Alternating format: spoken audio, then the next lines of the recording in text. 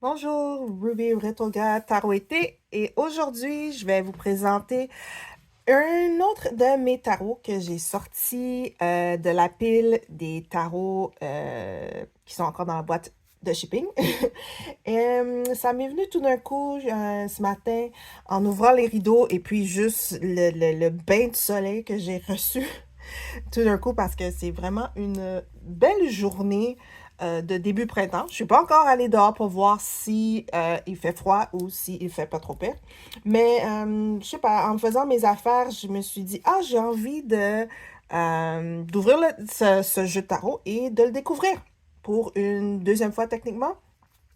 Vu que la première fois c'était sur la page de Kickstarter. Mais en tout cas, je l'ai déjà sorti de la pochette du petit sac et ce jeu s'appelle le tarot ultraviolette. C'est venu dans ce petit sac, cette pochette que je pense qu'elle est faite à la main. Je pense 100%, 99,4% sûr que c'est fait maison, que c'est fait à la main. La pochette elle-même, je pense qu'elle a été teinte dans une couleur violette et puis les tempes aussi euh, faites à la main. Donc ce tarot est fait par une personne qui s'appelle La Violette. C'est un jeu que j'ai découvert sur Kickstarter quelque part entre décembre 2022 et janvier 2023, si je me fie aux dates qu'il y a sur la page Kickstarter. Je l'ai déjà présenté en anglais, donc si vous voulez voir le unboxing en anglais, je vais mettre le lien quelque part, ça va sûrement apparaître dans ce coin-là.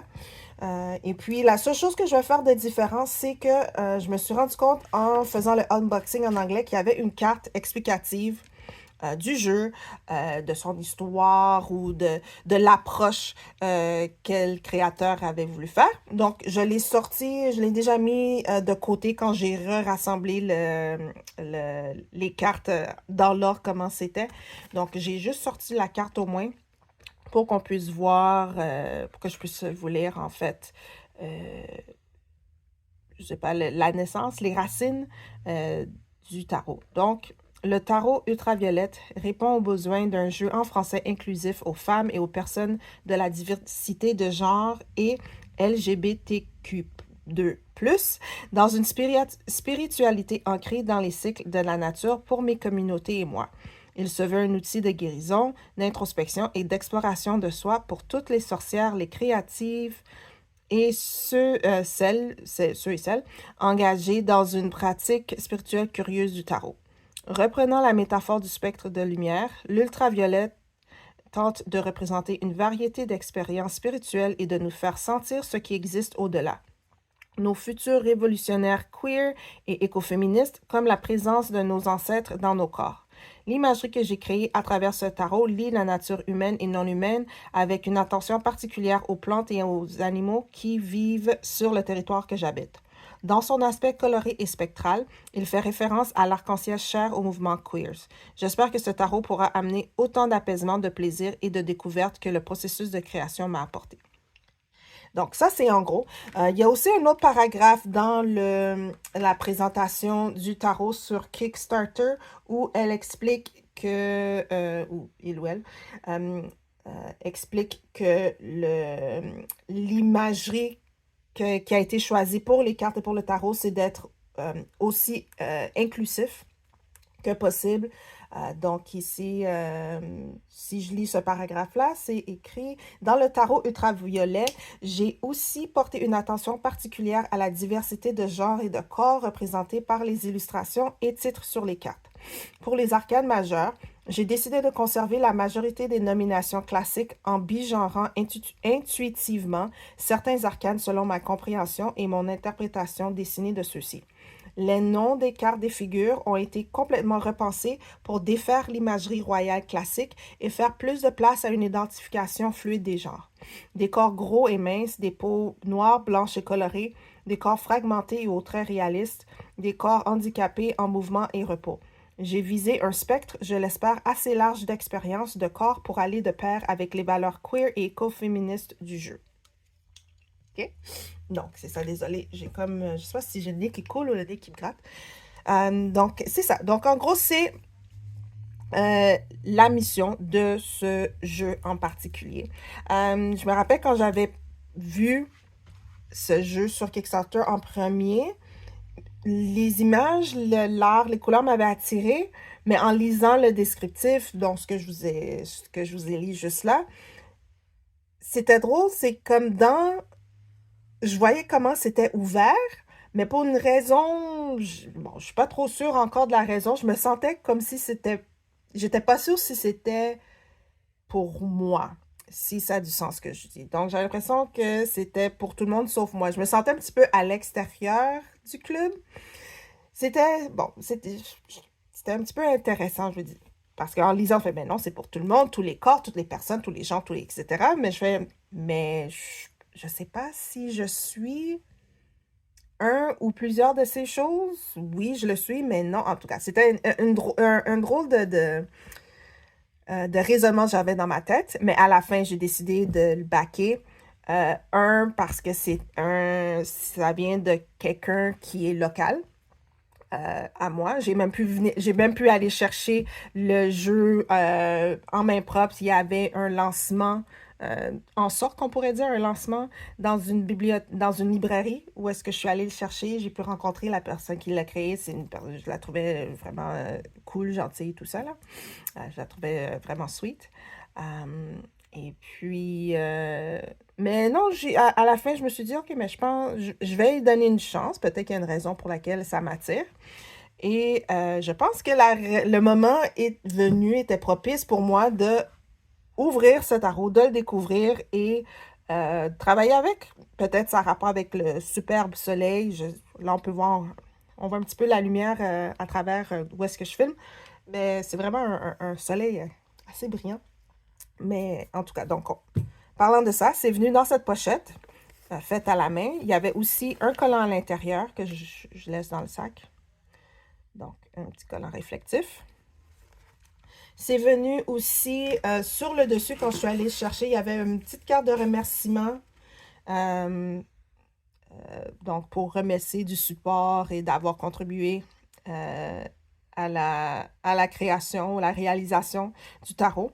Je vais dire aussi de ce fait, vu que je suis en train de présenter la carte et c'est un corps qui est nu, je le dis déjà à l'avance, il y a de la nudité de corps. Donc, si c'est quelque chose avec laquelle vous êtes moyennement inconfortable, c'est pas quelque chose qui jive, qui marche pour vous dans les tarots, donc au moins, je vous dis ça à l'avance. Aussi, quand j'ai sorti le tarot, je l'ai remis dans le ruban parce que je le trouvais vraiment cute, mais c'était un ruban coloré arc-en-ciel. Je trouve vraiment beau ce ruban.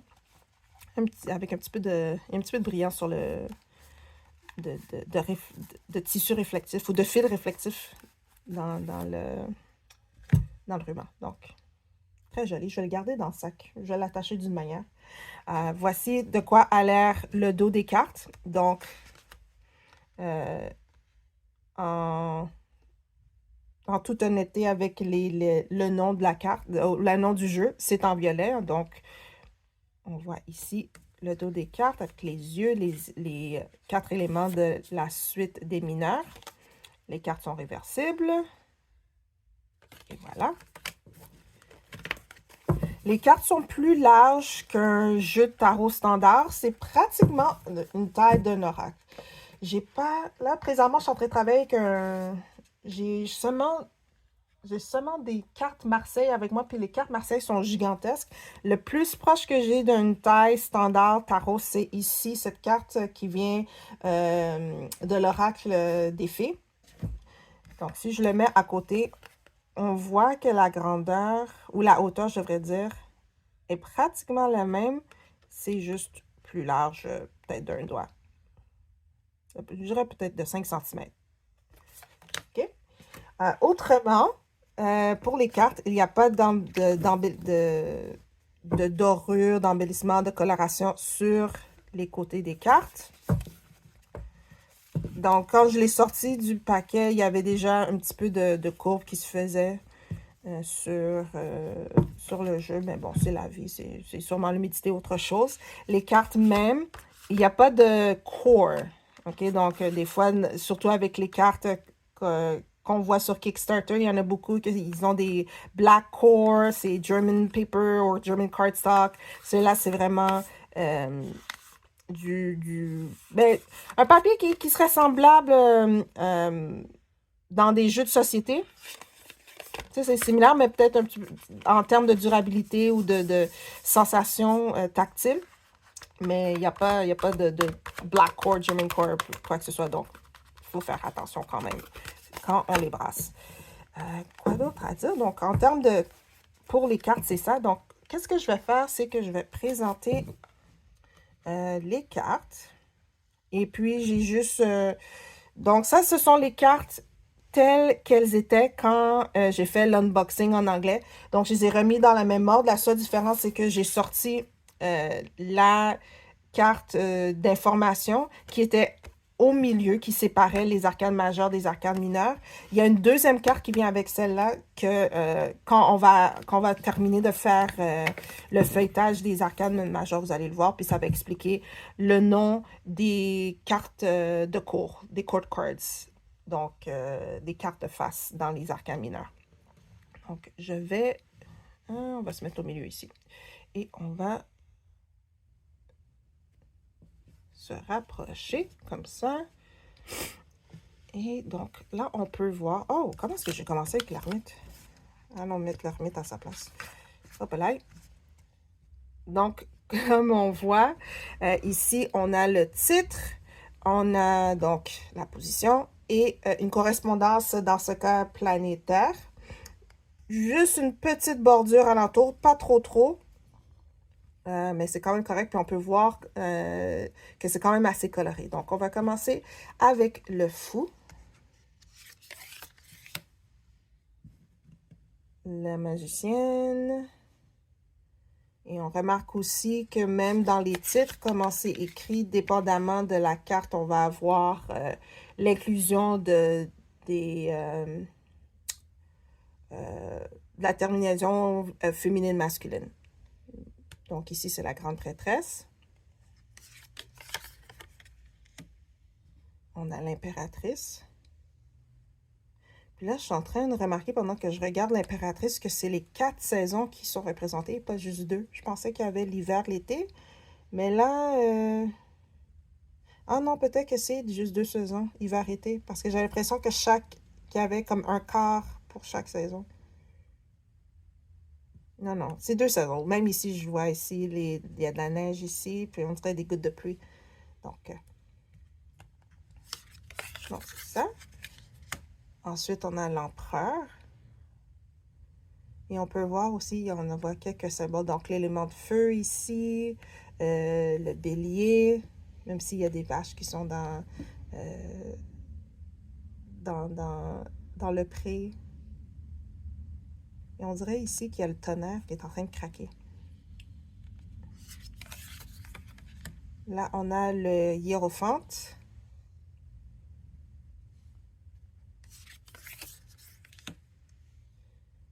Les amoureuses.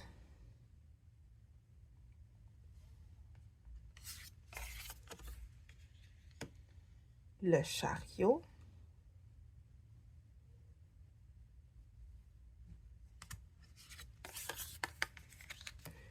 La justice.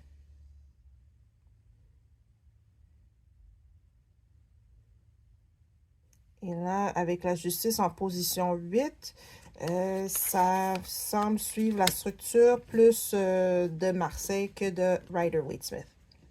On a l'ermite.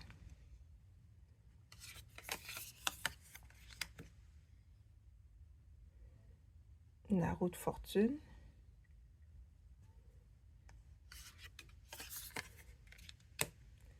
La force. Puis là, j'aime qu'à la place qu'un lion, que ce soit un lion qui est typique dans la force, c'est un ours, qui est tout aussi fort qu'un lion. Mais je trouve ça intéressant. J'aime ça.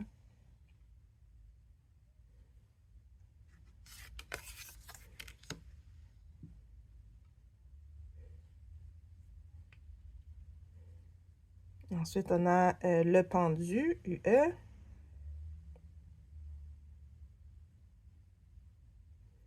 Oh, c'est intéressant. C'est comme un papillon de nuit, peut-être? Je suis en train de me demander si le papillon est dans son cocon, mais il y a des ailes qui sortent, ou si c'est pas le cas. Mais j'aime aussi qu'avec les yeux fermés, il y a aussi les yeux ouverts sur le front. Donc, on pourrait dire peut-être comme un troisième œil, mais à la place d'un troisième œil, c'est comme troisième et quatrième œil. Ou juste un troisième œil très puissant qui s'en est développé un deuxième. C'est un peu comme ça. Don't mind comment je pense, c'est comme ça que ma tête pense des fois. Ici, on a la carte pour la mort. Et j'aime bien l'art, comment l'illustration est faite pour la mort. Ensuite, la tempérance.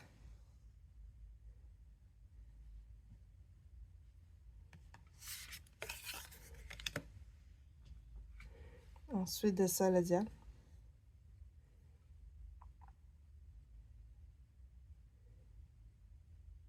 Je trouvais ça intéressant que ici, c'est comme les bras qui se font raccommoder. Ensuite, la tour.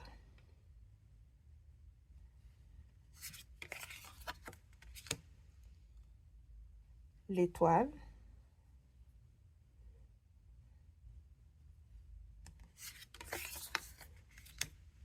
La lune. Il y a quelque chose que je trouve intéressant, c'est que dans Rider-Waite-Smith, mais aussi dans Marseille, dépendamment si tu regardes, c'est que d'habitude, les chiens ou les loups sont en bas de la carte. Et puis, il y a le plan d'eau, un chemin, si c'est Rider-Waite-Smith. Donc, ici, je trouve ça intéressant. Ensuite de ça, le soleil.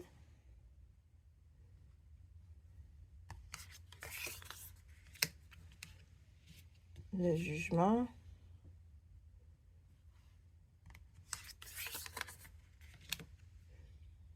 Et le monde. Et là, on passe au mineur. Et comme j'avais lu dans la description plus tôt, pour les cartes de la cour, elles ont été renommées. Donc, originalement, cette carte-là était juste ici comme ça. Mais pour les cartes de la cour, le valet a été renommé comme pèlerin, la reine renommée comme mystique, le roi comme prophétesse et le cavalier comme guide. Et puis là, maintenant que je suis en train de faire le unboxing en français cette fois-ci, le fait que le cavalier vient à la fin après le roi, je pense que c'est pas nécessairement un Rider-Waite-Smith, c'est plus un système à la Marseille. Il faudrait que je revérifie parce que je ne me rappelle pas avoir vu d'informations sur la description du Kickstarter que c'était un ou l'autre. Mais donc, on va commencer au moins avec les mineurs. Et c'est le pèlerin d'épée, donc le valet.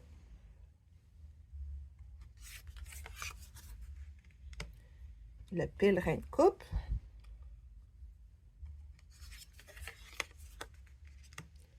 Le pèlerin de pentacle. Et le pentacle de bâton. Donc, toutes les figures et tous les chiffres vont être assemblés par leur titre, à l'opposé de le faire par la suite. Donc, si c'est bâton, denier, etc., etc. Et vous allez remarquer aussi, pour chaque suite des mineurs, il y a une palette de couleurs. Donc, pour les épées, on est dans du violet. Donc, avec le mystique d'épée qui est la reine.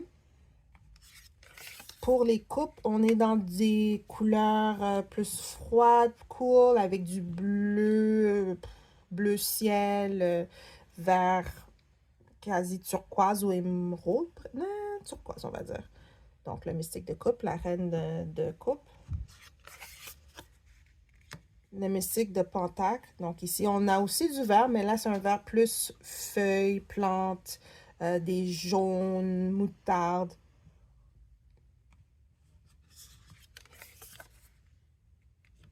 Et mystique de bâton. La reine de Val. Pas la reine de Valais. La reine de bâton. Et si c'était Rider-Waite-Smith, j'aurais voulu avoir un petit chat. Mais c'est correct. Là, on y va avec les prophétesses, les rois. Donc, ça, c'est d'épée.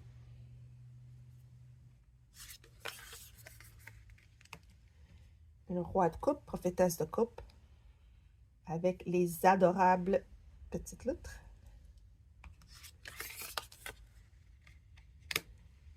Prophétesse de pentacle.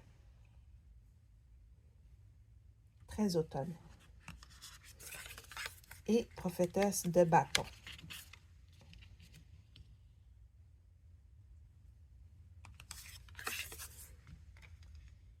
Et dans les dernières figures de la cour, les guides d'épée, les cavaliers. Donc, les guides d'épée.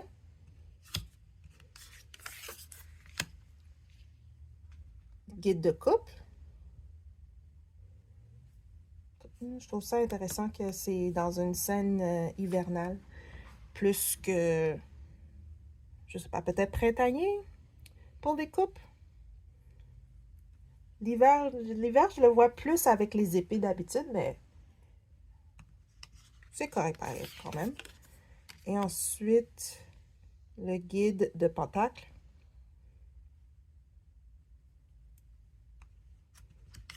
Et le guide de bâton. Donc, on va passer aux chiffres des mineurs. Et ça, c'est l'as d'épée. J'aime ici les yeux qui sont de plus en plus ouverts, éveillés, pendant qu'on va vers le long, vers la pointe de l'épée ici. L'as de coupe. J'aime bien le bracelet ici.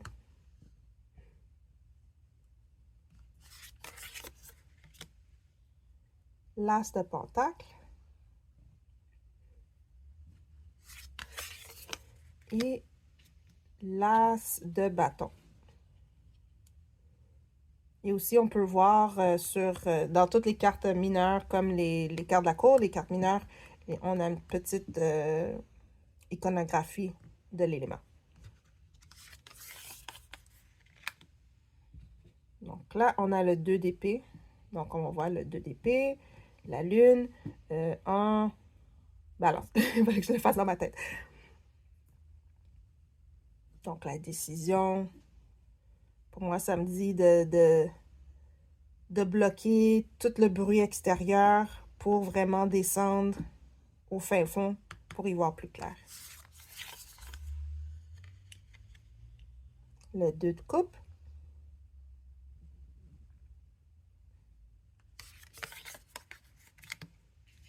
Le 2 de pentacle ou le 2 de denier.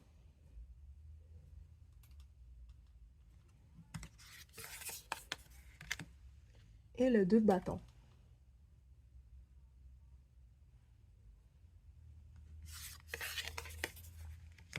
Ensuite, les 3 avec les 3 d'épée.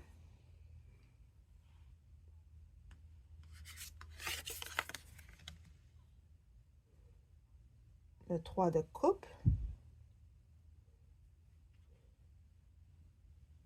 Si je me demande si les deux personnes sont en train de protéger la troisième. Mais c'est comme si la personne ici qui est en train de pleurer, ils sont en train de verser ses larmes dans un chaudron. Je sais pas si c'est bienveillant ou c'est un petit peu mesquin. Qu'est-ce qui se passe? Il faudrait que j'y pense un petit peu plus. Là, on a le 3 de pentacle. L'image est très évocative de l'histoire des 3 sœurs. C'est une histoire qui vient... je ne me rappelle plus de exactement quelle région ou peuple, mais c'est dans les Premières Nations. Donc, c'est en gros pour parler des 3 plants. Donc, les courges ou citrouilles, maïs et pois, comment qu'elles grandissent ensemble. Donc, c'est une histoire des 3 sœurs. Est-ce que je pourrais dire que c'est une allégorie ou c'est... Bah, bon, ça à vous de juger si c'est une allégorie ou c'est quoi que ce soit, mais en gros, c'est pour représenter les trois sœurs qui s'entraidaient, tout comme les trois plantes, donc les courges, le maïs et les pois, euh, lorsqu'elles poussent ensemble, s'entraident. Ensuite, on a les trois bâtons. Puis là, je viens de réaliser de ça ici, c'est en fait des mains.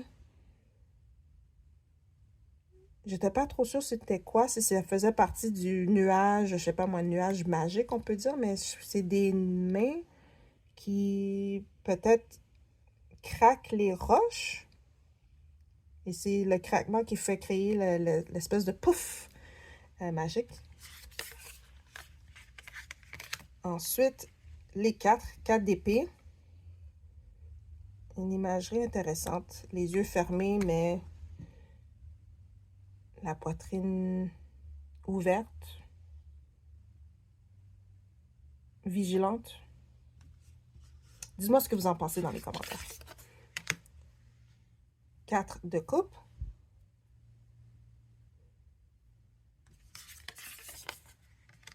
4 de pentacle.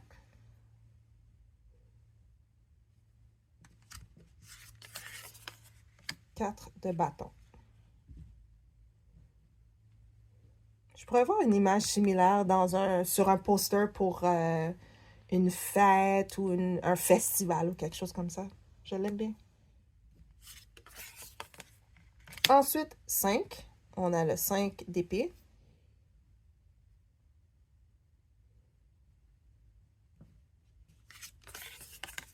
5 de coupe. Avec la personne ici qui me fait penser à l'histoire de Narcisse. Ouais, Narcisse. C'est ça en français, Narcisse? Oui, Narcisse. De la mythologie grecque. Oui. Donc, le gars qui ne s'en pouvait plus de se regarder dans les réflexions. Ensuite, le 5 de pentacle. On voit ici des runes. Et je ne serai pas en mesure de vous dire qu'est-ce que c'est, leur signification ou quoi que ce soit. Donc, s'il y a quelqu'un qui sait, n'hésitez pas, écrivez-le dans les commentaires. Mais ça ne m'étonnerait pas s'il y a un lien. Ensuite de ça, on a le 5 de bâton.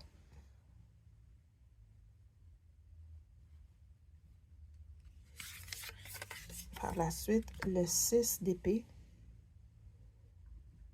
J'aime vraiment ça ici. Je dirais que ça serait une des cartes que j'aime le plus dans le jeu. Comment la personne, elle se tire en haut de la rivière. Et puis, c'est l'ombre, peut-être, qui est en train de tranquillement glisser ou de tomber en bas. Ou peut-être que l'ombre essaie de se rattraper à quelque chose pour retenir la personne. Le 6 de coupe.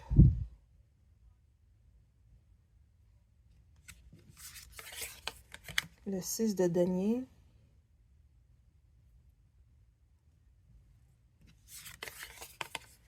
Et le 6 de bâton. Ça, c'est un autre que j'aime bien.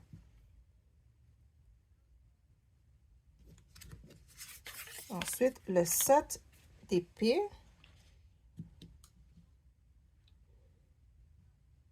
Celui-là, je dois avouer que ça me laisse un petit peu confuse.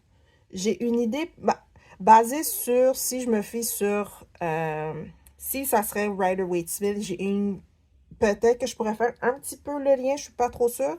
Mais si je regarde Marseille, ah non, je suis... Il y a un petit peu de confusion. Il faudrait que je regarde les deux systèmes et puis que je vois pour moi qu'est-ce qui a le plus de sens.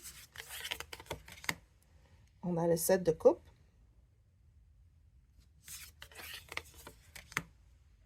Le 8 de pentacle avec 8 petits plants de tomates. Et...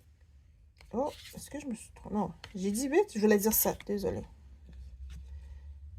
7 de bâton. Avec un petit oiseau sérieusement en colère.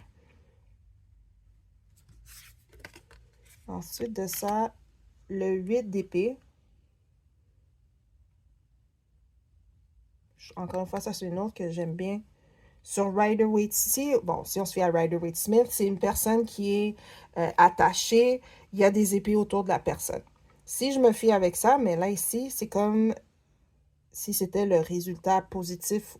Le résultat plus positif du 8 d'épée, où est-ce que la personne s'est délaissée de qu'est-ce qui la gardait prisonnière et puis s'en va. Donc, pour moi, c'est comme ça que je l'interprète. Ensuite de ça, le 8 de coupe.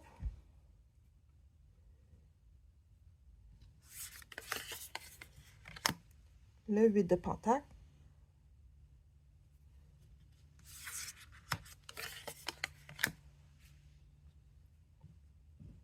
Ensuite, le 8 de bâton.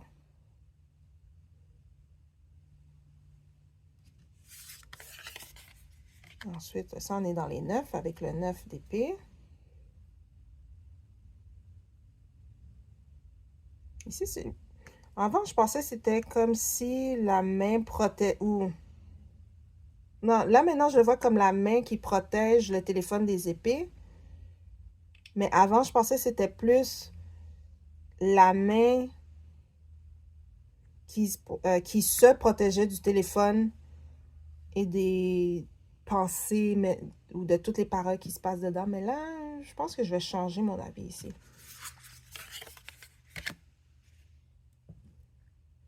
Ensuite de ça, on a le 9 de coupe.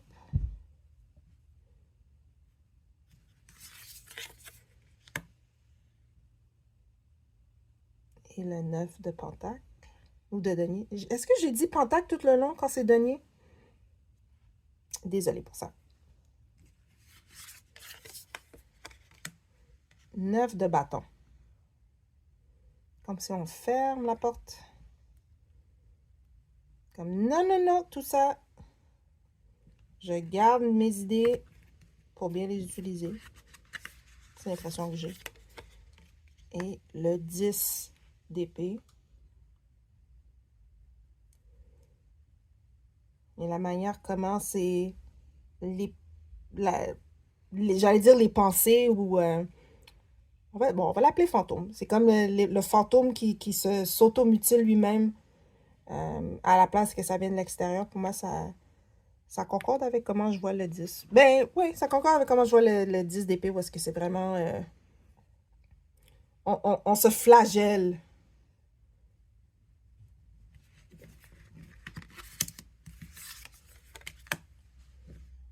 Ensuite, le 10 de coupe.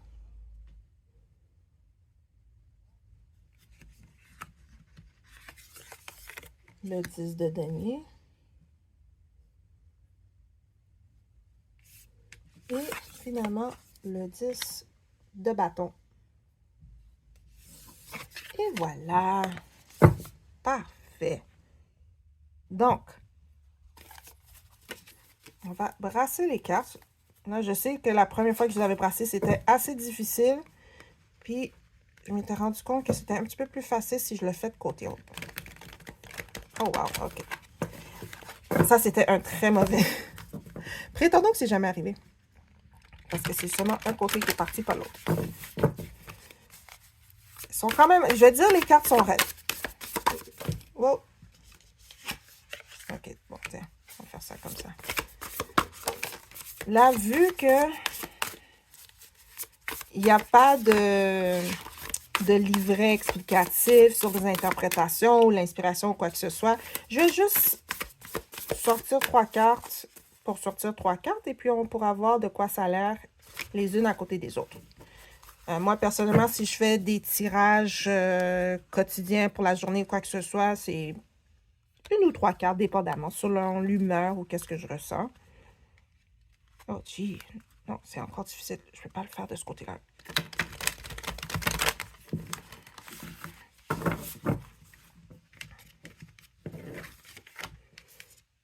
Voilà.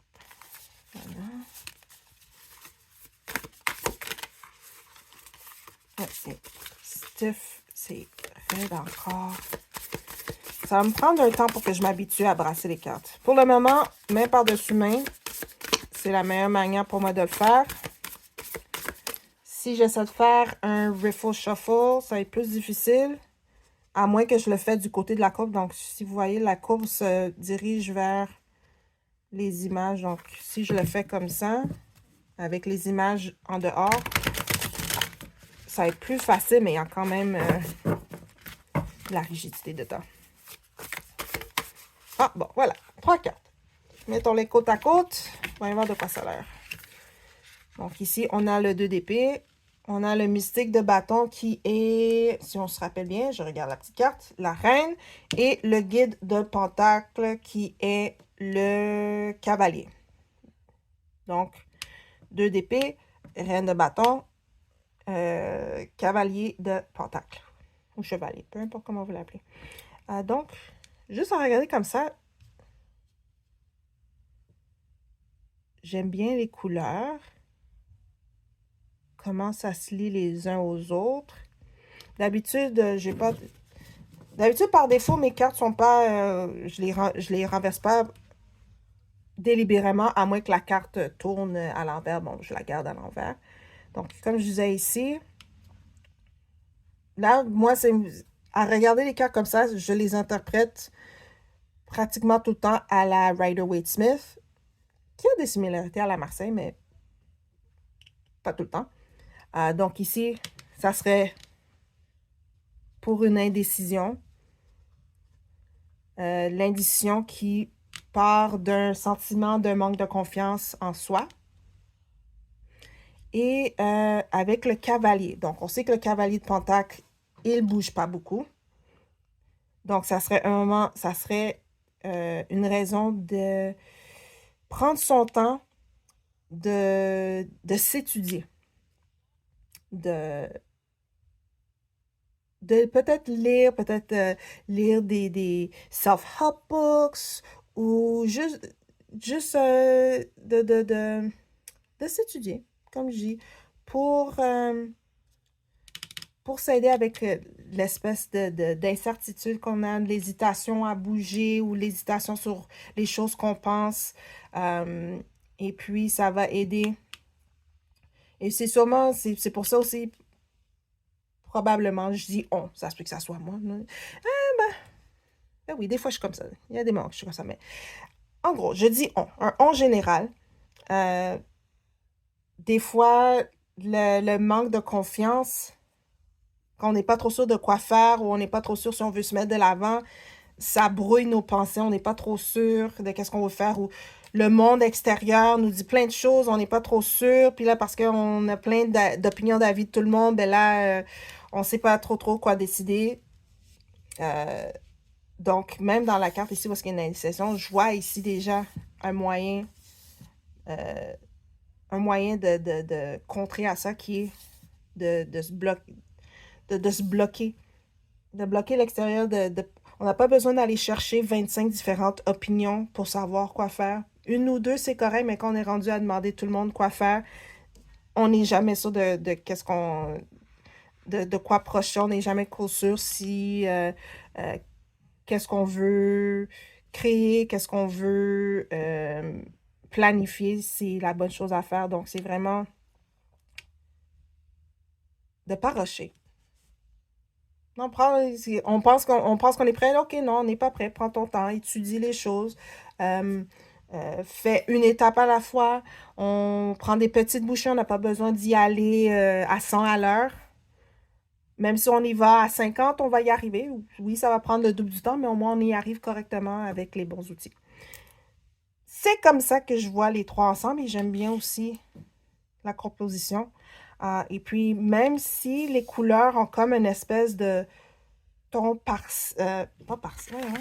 C'est quoi? Pastel. J'allais dire un ton partiel, mais c'est pas le bon terme. Même s'ils ont un ton pastel, c'est quand même vibrant. Il y a quand même une espèce de vitalité dans les couleurs. Donc, en gros, ok, bon, parce que les cartes vont se jeter plus tard. Qu'est-ce que je pense du jeu Tarot Ultraviolette par la violette? Donc, comme on voit ici, même quand je répands les cartes un petit peu n'importe comment, toutes les couleurs, s'harmonise bien ensemble. J'aime bien le look, l'art. C'est définitivement euh, une, une manière d'illustrer les cartes qui sont différentes des autres cartes que j'ai dans ma collection. Ben, c'est sûr, bon, c'est ça, c'est un petit peu quelque chose d'évident où est-ce que les arts sont différents des autres, mais c'est plus... Ça a l'air un petit peu... mais c'est plus différent euh, que mes autres decks différents, si ça a du sens. Peut-être à cause de l'approche qui est ouvert à tous, pour tous les gens, tous les corps, euh, toutes les diversités, voilà. Et donc, c'est une approche qui, en premier, je pensais que peut-être ne m'incluait pas, qui est un petit peu bizarre à dire, parce que c'est un jeu qui est fait expressément pour inclure tout le monde, mais il y a un charme. Il y a quelque chose qui me charme là-dedans. Je sais, j'essaie de toutes les monter pour que ça arrête de glisser, mais ouh. En tout cas. Autrement, les cartes sont quand même de bonne qualité, mais je dois dire que oui, ils sont quand même un petit peu raides. Donc, pour les gens qui aiment faire un riffle shuffle, qui aiment ouais, faire un riffle shuffle, faire le pont avec leurs cartes, ça va être difficile sans appliquer beaucoup de force au point où peut-être les cartes s'en retrouveraient abîmées, ce qui serait vraiment dommage. Les cartes sont du côté large. Donc, si on a des petites mains ou peut-être pas nécessairement la force manuelle pour les manipuler, donc peut-être faire attention avec ça aussi. Donc, mais quoique, si on fait juste brasser les mains, les cartes, je veux dire, main par-dessus main, il ne devrait pas avoir trop de problèmes pour les brasser. Donc, ou même à la longue, ça devrait être correct aussi si on les brasse de cette manière-là. Pour moi, ça me dérange. J'aime bien que les cartes soient coupées, juste garder nature. Euh, oui, j'aime ça quand c'est doré, c'est rouge, c'est bleu, c'est super beau. Mais en même temps, si je les accroche par accident ou ça se graphine ou il y a de la dorure qui part, je, je suis comme un peu triste. Ou je trouve que je suis extra prudente avec. Je veux pas trop les manipuler ou je veux même pas les toucher parce que c'est tellement beau, je veux pas que ça s'égratigne.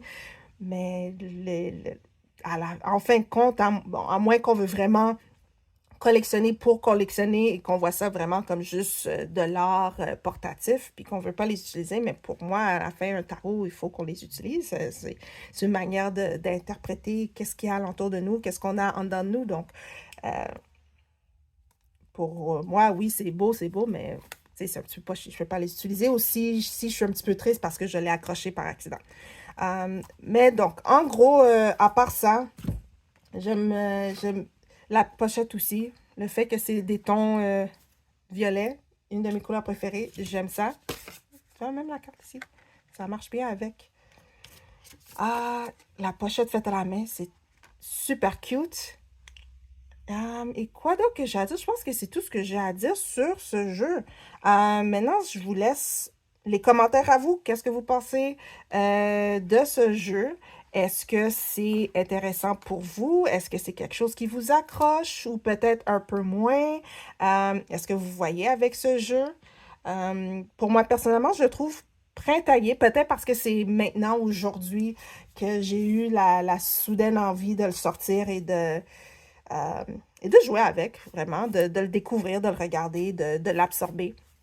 Dites-moi, je sais pas moi, est-ce que ça serait quelque chose à tous les jours? Je dirais aussi comme un side note, vu qu'il n'y a pas de livret ou de guide ou quoi que ce soit, c'est définitivement, basez-vous sur qu'est-ce que vous connaissez académiquement et intuitivement, qu'est-ce que les images vous donnent comme impression. Donc, débutant, pas débutant. Débutant peut-être un peu moins, quoique si quelqu'un est de tendance peut-être un petit peu plus intuitive, et puis si c'est un jeu qui vous attire, puis c'est votre premier jeu, regarde, allez-y avec qu'est-ce que votre qu'est-ce que votre dedans vous dit. Au moment où est-ce que je filme la vidéo, j'ai pas pu confirmer s'il reste des copies des cartes. J'ai vu le site de Ultraviolette, ou de La Violette, je devrais dire, et c'était hors stock. Je sais pas si c'est temporaire ou si c'est permanent ou je ne sais pas trop encore. Donc, si je trouve l'information qui va avoir une autre impression ou une deuxième édition, je vais le mettre dans la description. Sinon, ben, de toute façon, je vais inclure les tags sociaux de la Violette. Et puis, si vous êtes vraiment intéressé, vous pouvez toujours la contacter pour voir si peut-être il lui reste des copies ou si quand elle planifie faire une autre impression. Donc, pour ça, c'est moi. Je pense que j'ai assez placoté comme ça. Donc, merci d'avoir pris le temps d'avoir vu ce unboxing de Tarot Ultraviolette. Laissez-moi savoir qu'est-ce que vous pensez dans les commentaires en bas ici. Et à la prochaine. Bye bye!